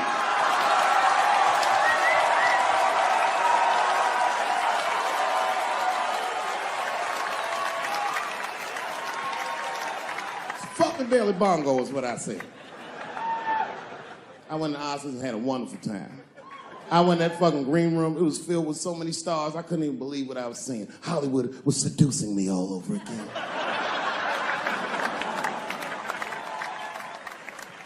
I was sitting back there, I'm smoking, drinking with the stars. And then 2 Hollywood movie producers came over right to me. Oh my God, Dave Chappelle, said the leader one. He was obviously gay. Some guys you can just tell. The other one seemed like a money guy, like maybe he was from Texas or some shit. But the gay one was definitely the leader because he did all the talking. And then he hit me with, so David, do you have any movie ideas that you would like to pursue? The truth is, I don't.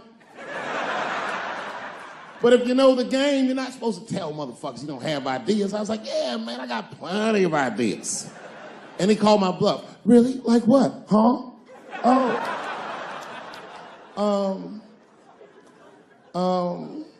And then I just started making up shit that I thought maybe he'd like to see. I said, I have a superhero idea. He goes, really? I go, yeah, he's a gay superhero. He was like, really? What's it called? Huh? Oh, it's called Same Hero, New Boots. It's about a gay sous chef in San Francisco. When he's taking out the trash, and he's blessed with powers beyond his wildest dreams. Supersonic, gay kind of powers. And he starts saving everybody in San Francisco. But at first, he only saves gay people. Later, he saves everybody, and the whole city just falls in love with him. The only problem is, no one remembers him when he saves them. Well, I don't understand. Why wouldn't they remember him? I said, because, dummy, he's gay. He keeps changing his outfit. People come up, thanks for saving, mister. What's your name anyway? And he's like, same hero, new boots, and that motherfucker flies away.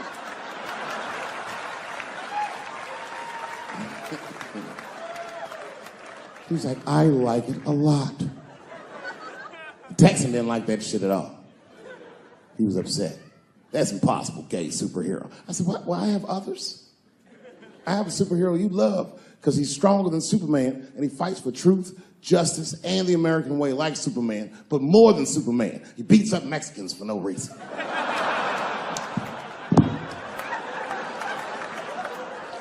The Texan's like, you got my attention. Do all this great shit. Only problem with this guy is he can't even activate his powers unless he touches a woman's vagina. Not a long touch, just a couple of pats.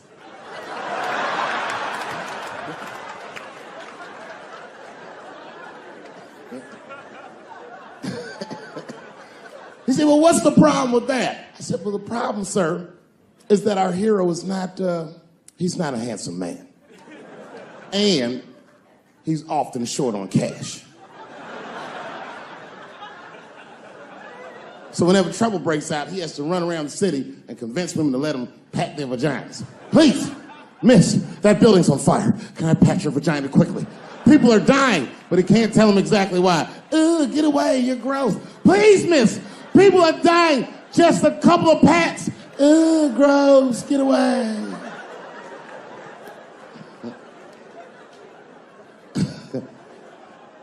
So he rapes them.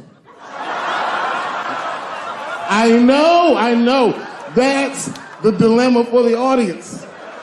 Because he rapes, but he saves a lot of lives. And he saves way more than he rapes, and he only rapes, but he does rape. I didn't realize it, but the whole green room was looking at us. All the celebrities were disgusted. Oh. That guy from Texas was like, here's my card, call me on Monday. That worked out. The second time I met O.J. Simpson,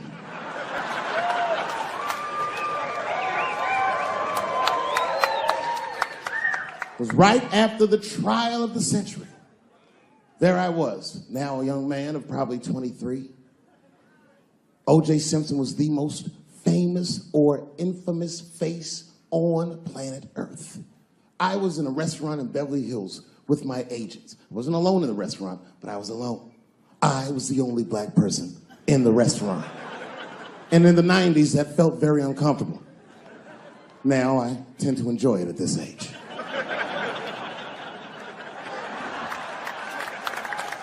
I was having dinner with my agents, celebrating a deal that they told me was lucrative, but I later learned fucking sucked. And suddenly, a group of women walked by. Every race was in that group. Black, white, Asian, Latina, white, and white again. They were all gorgeous. I watched them walk by. Then, I saw a familiar face. Al Collins, the man from the infamous Bronco check, towards the door. Couldn't believe what I saw. And then, close behind him, was O.J. Simpson, newly released from jail. The restaurant fell still. I was shocked. I didn't mean to say it out loud, but it just came out. O.J. He stopped, turned around to see who said it, saw my black face, and correctly assumed it was me.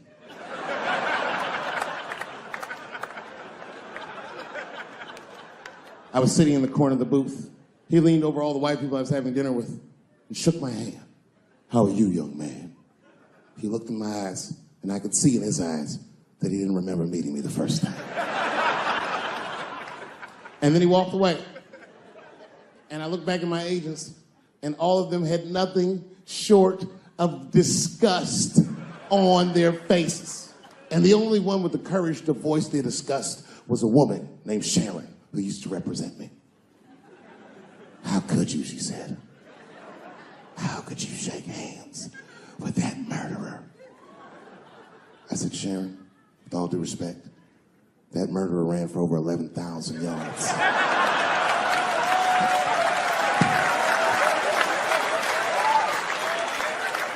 And his glove didn't fit. Glove didn't fit. Get over yourself.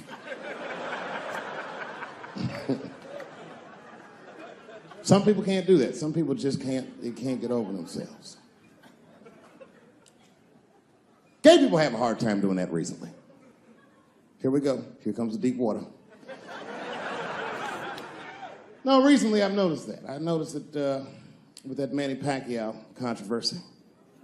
Yeah, no, it was now in the gay community's defense. Manny Pacquiao said some outlandish shit about gay people. Very, very not nice things that I won't repeat, but there was biblical verses and some analogies to animals. Wasn't a good look. Nike took his shoes immediately,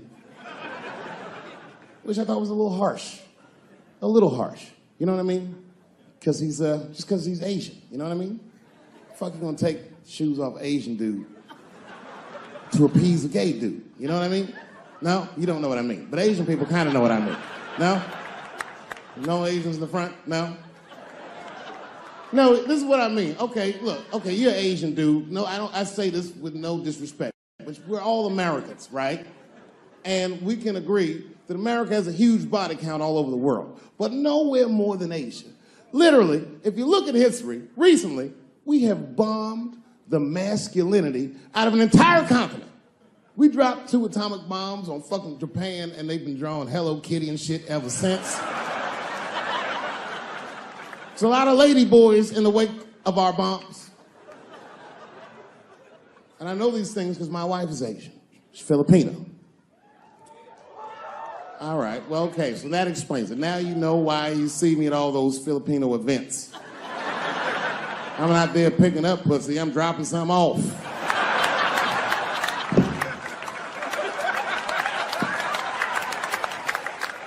I take my wife to all that shit. I took my wife to see Pacquiao fight Mayweather. We sat ringside, okay? That was a quiet car ride home. That's what that was. But if you know what's popping in the Philippines, you know that they got a whole generation of kids in the Philippines growing up without their mothers. Yes, a lot of women in the Philippines go to the Arabian Peninsula, they come to the United back home, which is still one of the #1 staples in the Philippines economy, money that their expats send back to the Philippines. The men, on the other hand, are left rearing children, twiddling their thumbs, waiting on their wives' checks. These men have been fucking emasculated. And then suddenly, a boxer rises from amongst them and reinstates their manhood with his motherfucking fist. This is not the guy you're supposed to ask, what do you think of homosexuals? He's not your champ. Shit. That's why I don't have a sneaker deal, because if you say something that people don't like, they'll take your fucking shoes off. Road ahead. They've got the longest mental gap to bridge. That's all I'm saying. Because, you know, whenever I see one of them T's on the street, I don't mind them, but I'll be like, man, I miss Bruce. I'm sorry, guys. I'm 42. I remember Bruce Jenner. Before the Kardashians, before all that, this motherfucker was a white American superhero. It was amazing. He was beating Africans at track and field. We'd never seen anything like it. He was on my cereal box growing up. You know how much of that cereal I ate, nigga? I didn't know he was gonna do that.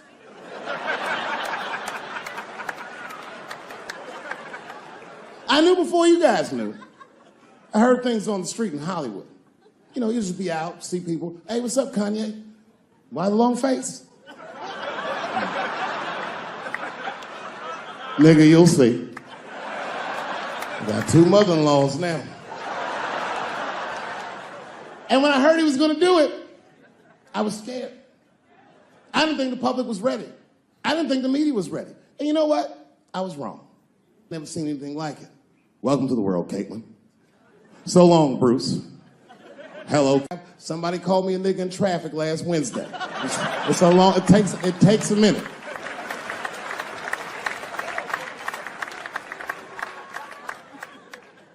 My wife's friend, Stuart, told me that. My wife has a lot of gay friends. Stuart's their leader. She has a lot of gay friends. And I don't like them.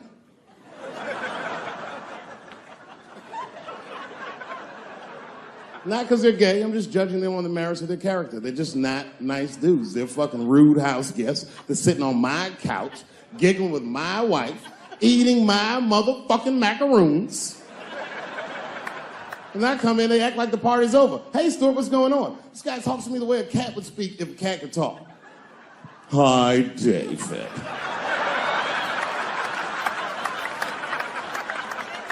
Stuart, what's all the beef, man? What's going on? He always wants to have some kind of gay political argument. The last one was about a petition in federal court to take the words husband and wife out of the law. I said, well, why would you want those words out the law? He said, because it discriminates against same-sex couples. I was like, niggas, please save me the semantics. Just trust me, take your chips and get the fuck out of the casino. You're about to decide, talk that over amongst yourselves, and whichever one of you is gayer, that's the wife.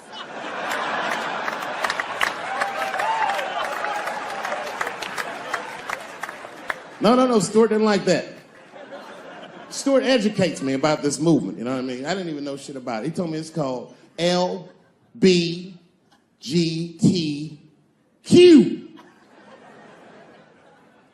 I was like, what the fuck is the Q? Does that even make sense, Q? Turns out Q was like the vowels. That shit is sometimes Y.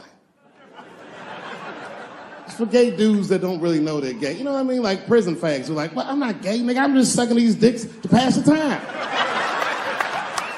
I'm not G, I'm Q. Ugh.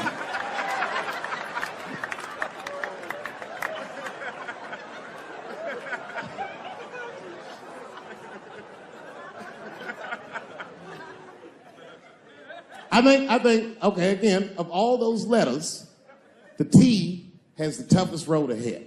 In fact, I think the T should stand for tough. If Martin Luther King had a sneaker deal, we'd still be on the back of the bus.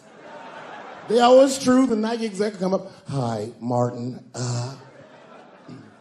we need you to tone down the talk of civil rights and blacks being humans. It's upsetting our southern distributors. But I don't understand. I thought that's why I had a sneaker deal in the first place. Not quite. Really, it's a walking shoe, and we like the marching, but try to understand. Fuck that shit. You know, I get it, though. I understand why gay people are mad, and I empathize. You know what? I'm just telling you, this is a black dude. I support your movement, but if you want to take some advice from a Negro, pace yourself. These things take a while.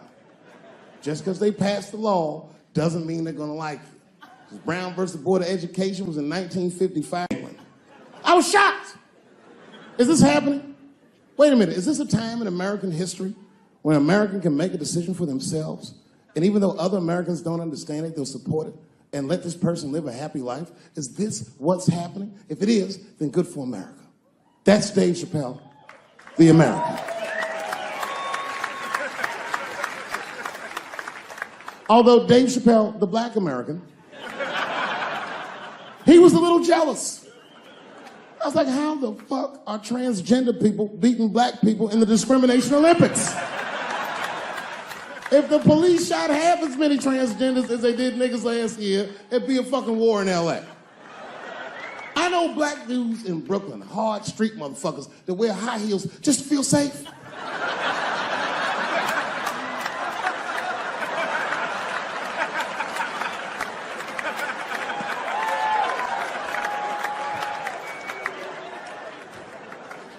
Transgenders are gangsters.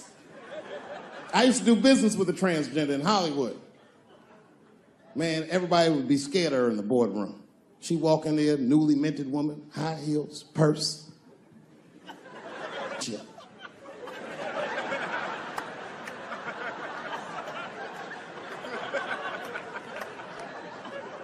And then she walked to the head of the conference table, stare at us all, reach in the purse and pull her old dick out and throw it on the table.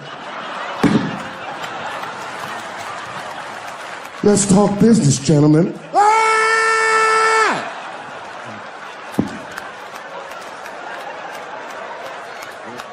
Shit is scary as fuck. If your best friend pitched that to you, you'd be horrified. Yo, nigga, let's go to the hospital and cut our dicks off and make pussies out of them shits. What? Can't we just get matching jackets or tattoos or something? Sure, that's what you want to do? There's only one way to find out, nigga. Wu-Tang, bow, bow. Let's go to the club and trick niggas into fucking us, yeah. I don't deal with jails. Don't deal with jails, and I don't deal with police. My house got robbed in New York. I didn't even call the police. I wanted to, but I couldn't. My crib is too nice. It's not that it's too nice, but it's too nice for me. You know how the police are in New York. Soon as I open the doors, they'll be like, oh, he's still here. Open and shut case, Johnson. Apparently, this black guy broke in and hung up pictures of his family everywhere. Never seen anything like it. Don't deal with them, man. I had to bail a friend of mine out of jail one time. You know, that was horrible. I was scared. I had to walk right into the belly of the beast. I tried to look as non-threatening as possible. Hi. I'm here to bail out my buddy. Oh, okay. Well, while you're here, you do fit a description. If you'll walk this way, we can process you. How they always get us. It's fitting those damn descriptions. Now, I could be bitter and blame all the police, but no. I'll tell you who I blame. It's those sketch artists. They keep drawing the same brother over and over again. Who is this generic man we all look like? I want to know what they say when it's us. You know what I mean? They'd be in that room like, did you get a look? Did you see the guy that tried to rob you? Yes. Yes, I did. He's about 6 feet tall, I'd say. 6 feet tall? Yes. He had his hat on backwards, too. Good. That's good stuff. Hat was on backwards. Yes. He was black? Okay, big lips, big nose, hanging out. Say no more, sir. I'll draw him from memory. You know, let me get my stencil. I think we can trace this guy and save some time. They get on the radio, calling all cars. Be on the lookout for a black male between 4'7" and 6'8". Between 120 and 380 pounds. He's wearing Nikes. Get this man! Criminals are insane. I don't even know why people do crime. They want to catch you, they're going to catch you. They can. They got forensics. You ever seen forensics? Those guys find clues nobody else thinks about looking for. I mean it. You leave a pubic hair anywhere near a crime scene, they're going to find that. What the hell is this? Back up!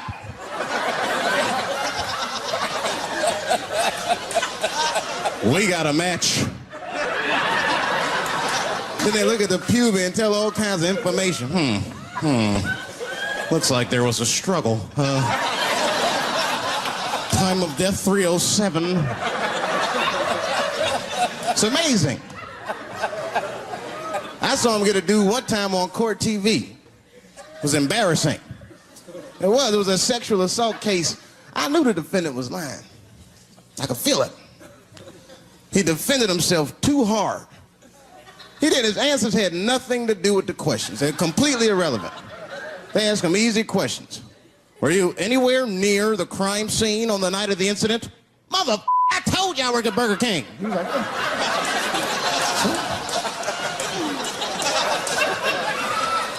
that went on for hours. Then the prosecutor got fed up. Said, I've had enough of this. Called the forensics to the stand.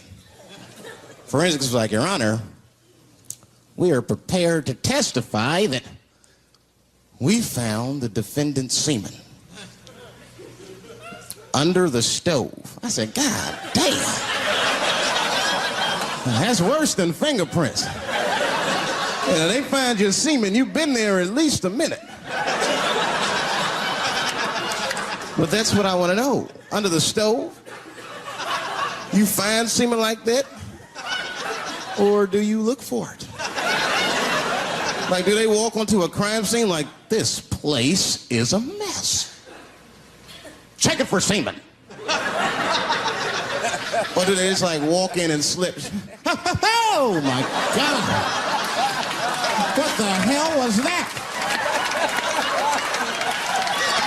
Semen. They find it on every crime scene. It's like, what are burglars doing? So we got the stuff, let's get out of here. Wait a minute. I want to leave my calling card.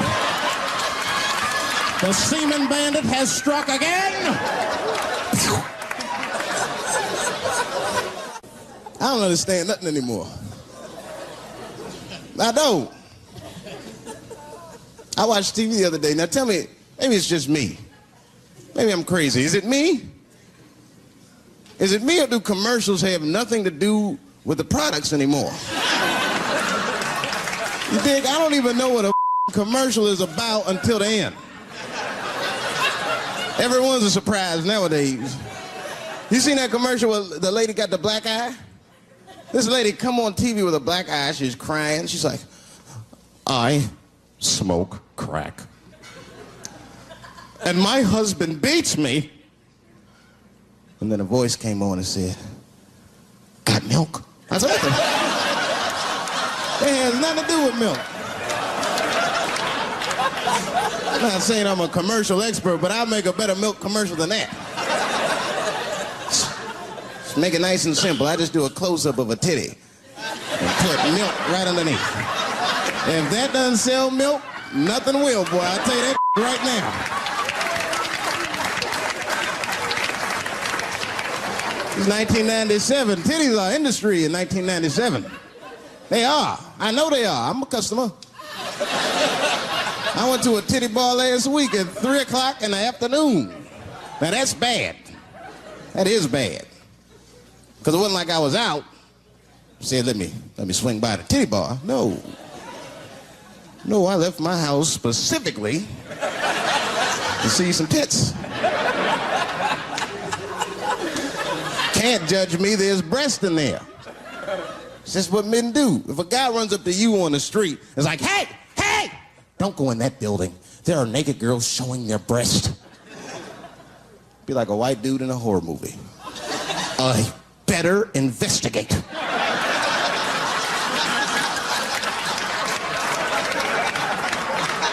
I'm gonna want to see for myself. Titty bar's a weird place. I'm not saying it's a good place to hang out. I go there every once and then. But it's a weird place. They got weird morality. One time I walked into titty bars, all these guys coming in, right?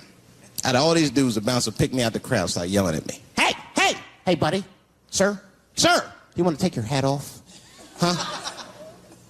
It's disrespectful to the ladies. Yeah, I can shove a 20 up her, but I better not have a hat on when I do it. Oh, sorry about that, buddy. Here you go, Bubbles. Forgive me for the hat thing.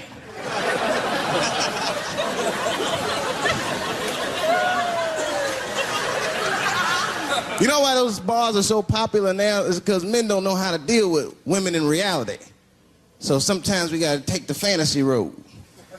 The reality of the situation is very grim.